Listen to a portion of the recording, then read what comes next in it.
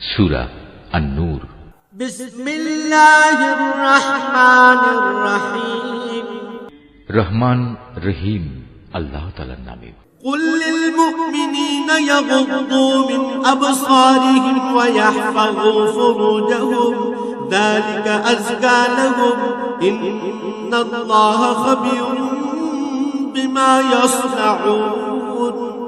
হে নবী, তুমি মোমেন পুরুষদের বলো তারা যেন তাদের দৃষ্টি নিম্নগামী ও সংযত করে রাখে এবং তাদের লজ্জাস্থান সমূহকে হেফাজত করে। এটাই হচ্ছে তাদের জন্য উত্তম পন্থা, কেননা তারা নিজেদের চোখ ও লজ্জাস্থান দিয়ে যা করে আল্লাহ তাআলা সে সম্পর্কে পূর্ণাঙ্গভাবে অবহিত রয়েছেন। وَقُلْ لِلْمُؤْمِنَاتِ يَغْضُضْنَ مِنْ أَبْصَارِهِنَّ وَيَحْفَظْنَ فُرُوجَهُنَّ وَلَا يُبْدِينَ زِينَتَهُنَّ إِلَّا مَا ظَهَرَ مِنْهَا وَلْيَضْرِبْنَ بِخُمُرِهِنَّ عَلَى جُيُوبِهِنَّ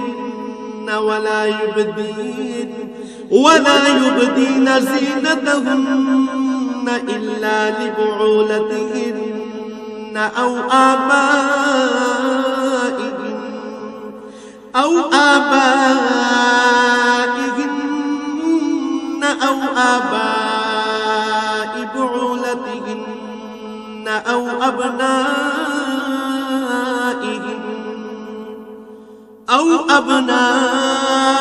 بعولتهن أو أبناء بعولتهن أو إخوانهن أو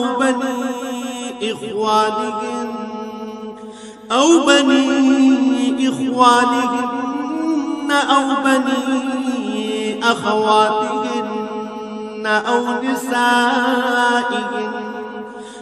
نسائهن أو ما ملكت أيمانهن أو التابعين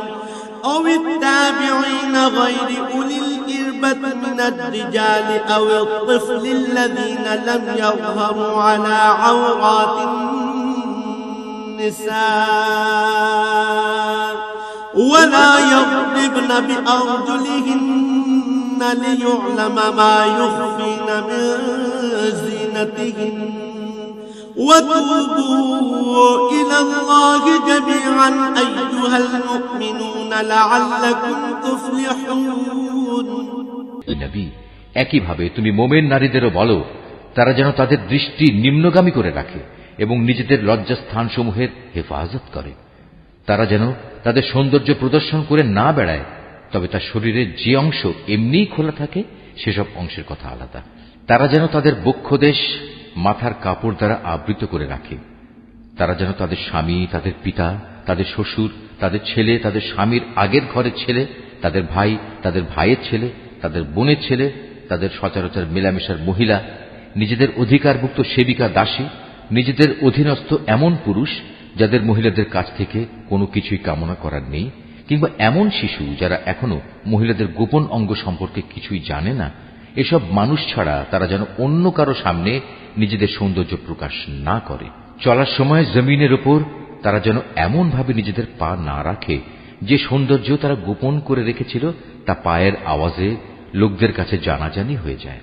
হে ঈমানদার ব্যক্তিরা, ত্রুটি বিচ্যুতির জন্য তোমরা সবাই আল্লাহর দরবারে তওবা করো।